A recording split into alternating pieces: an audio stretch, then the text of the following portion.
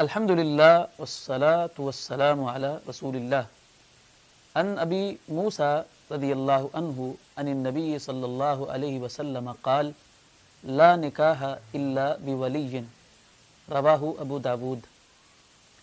حضرت ابو موسیٰ اشعری رضی اللہ عنہ بیان کرتے ہیں کہ رسول اللہ صلی اللہ علیہ وسلم نے فرمایا کہ ولی کی اجازت کے بغیر نکاح نہیں ہوتا۔ اس حدیث مبارکہ سے معلوم ہوتا ہے کہ نکاح کے لیے عورت کے ولی کا ہونا یہ شرط ہے۔ کوئی عورت خود سے اپنا نکاح نہیں کر سکتی اور نہ کوئی عورت کسی عورت کا ولی بن سکتی ہے۔ عورت کا ولی مرد ہی بن سکتا ہے، عورت کا باپ ہے، اس کا بھائی ہے، اس کا چچا ہے۔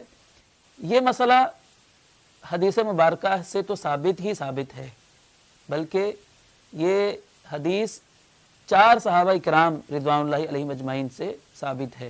یہ جو روایت ابھی آپ نے سماعت فرمائی ہے یہ حضرت ابو موسیٰ اشعری رضی اللہ عنہ سے ہے۔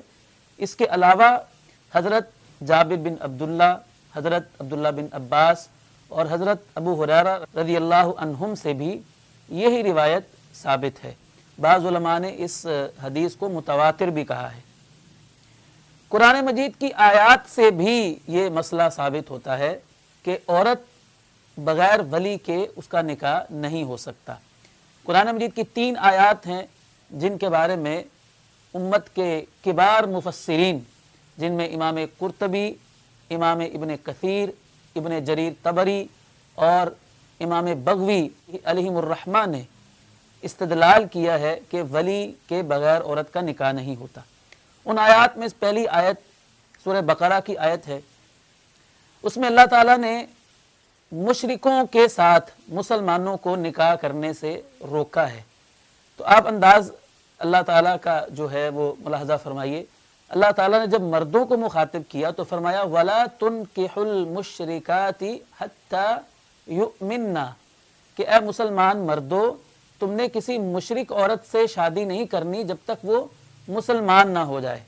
آگے جب عورتوں کے نکاح کا ذکر کیا تو عورتوں کو خطاب نہیں کیا بلکہ عورتوں کے ولیوں کو خطاب کیا اور فرمایا وَلَا تُنْكِحُ الْمُشْرِكِينَ حَتَّى يُؤْمِنُوا، کہ عورت کے ولیوں تم نے اپنی عورت کا نکاح کسی کافر سے، کسی مشرک سے نہیں کرنا جب تک کہ وہ ایمان نہ لے آئے۔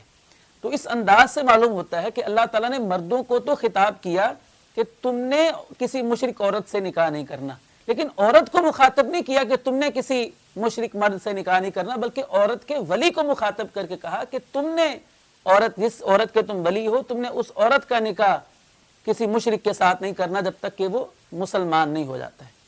دوسری آیت کریمہ سورہ نور کی ہے۔ اللہ تعالیٰ فرماتے ہیں وَأَنْكِحُوا الْأَيَامَ مِنْكُمْ، کہ اے عورت کے ولیوں جو تمہاری عورتیں بغیر نکاح کے ہیں، مطلب کنواری ہیں یا بیوہ اور مطلقہ ہیں، تو ان کا تم نکاح کر دو۔ تو یہاں بھی اللہ تعالیٰ نے مخاطب کن کو کیا ہے؟ عورت کے ولیوں کو مخاطب کیا ہے، نہ کہ عورت کو۔ اور تیسری آیت کریمہ بھی سورہ بقرہ کی ہے۔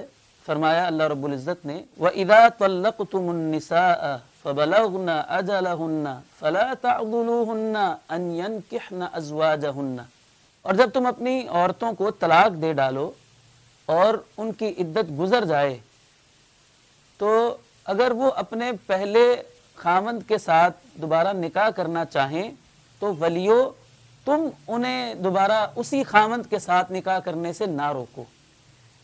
اس آیت کا شان نزول صحیح حدیث سے ثابت ہے کہ یہ آیت حضرت معقل بن یسار رضی اللہ عنہ کی بہن کے بارے میں نازل ہوئی۔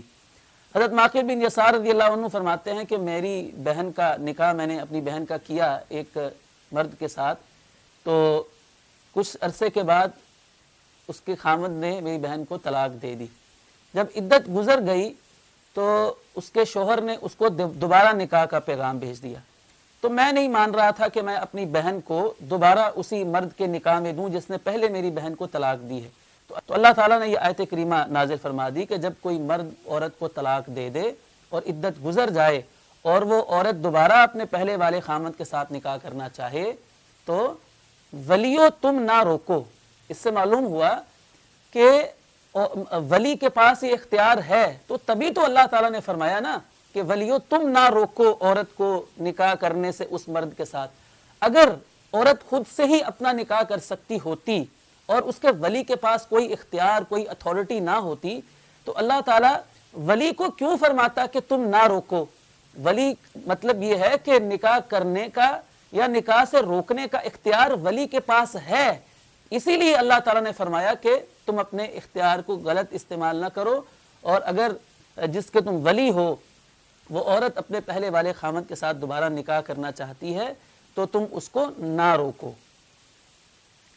احادیث مبارکہ میں جب ہم دیکھتے ہیں تو رسول اللہ صلی اللہ علیہ وسلم نے ایک حدیث میں اس نکاح کو باطل قرار دیا ہے، ایک بار نہیں بلکہ 3 بار ابو داود کی حدیث میں فرمایا کہ جو عورت اپنا نکاح خود کر لیتی ہے ولی کے بغیر فَنِكَاحُهَا بَاطِلٌ فَنِكَاحُهَا بَاطِلٌ فَنِكَاحُهَا بَاطِلٌ، اس عورت کا نکاح باطل ہے باطل ہے باطل ہے، مطلب وہ کل عدم تصور کیا جائے گا۔ اور ایک حدیث جو کہ ابن ماجہ میں ہے، رسول اللہ صلی اللہ علیہ وسلم نے فرمایا کہ عورت نہ تو خود اپنا نکاح کر سکتی ہے نہ وہ کسی عورت کا نکاح کر سکتی ہے، مطلب وہ کسی عورت کی ولی بھی نہیں بن سکتی۔ اور آپ نے فرمایا فَإِنَّ الزَّانِيَةَ هِيَ الَّتِي تُزَوِّجُ نَفْسَهَا، کوئی بدکار اور زانیہ عورت ہی ہوگی جو اپنا نکاح خود کرے گی۔ اتنی سخت بات آپ علیہ الصلوۃ والسلام نے اس عورت کے بارے میں ارشاد فرما دی جو ولی کی اجازت کے بغیر خود سے اپنا نکاح کر لیتی ہے۔ ہاں البتہ کوئی لاوارث بچی ہے جس کا کوئی سرپرست کوئی ولی سرے سے موجود ہی نہیں ہے تو پھر ایسی لڑکی کا ایسی عورت کا ولی وہ بادشاہ یا وقت کا حکمران ہوگا۔ نبی علیہ الصلوۃ والسلام نے فرمایا وَالسُّلْطَانُ وَلِيٌّ مَن لَّا وَلِيَّ لَهُ، جس عورت کا کوئی ولی ہے ہی نہیں تو ایسی عورت کا ولی وہ بادشاہ ہے۔ یہاں ایک اور بات یاد رکھنے کی ہے کہ جہاں اسلام نے نکاح کے لیے عورت کے ولی کا ہونا شرط قرار دیا ہے وہیں پر نکاح کے لیے لڑکی کی رضامندی کو بھی ضروری قرار دیا ہے۔ آپ علیہ الصلوۃ والسلام کے پاس ایک واقعہ ایسا آیا، صحیح بخاری میں ہے کہ ایک صحابی نے اپنی بیٹی کی شادی کر دی لیکن وہ لڑکی وہاں پر نکاح کرنے میں رضامند نہیں تھی، تو آپ علیہ الصلوۃ والسلام نے اس نکاح کو کل عدم قرار دے دیا اور ان کے درمیان آپ نے علیحدگی کروا دی۔ تو خلاصہ ساری گفتگو کا یہ ہے کہ کوئی عورت خود سے اپنا نکاح نہیں کر سکتی اور کوئی ولی لڑکی کی اجازت کے بغیر زبردستی اس کا نکاح نہیں کر سکتا۔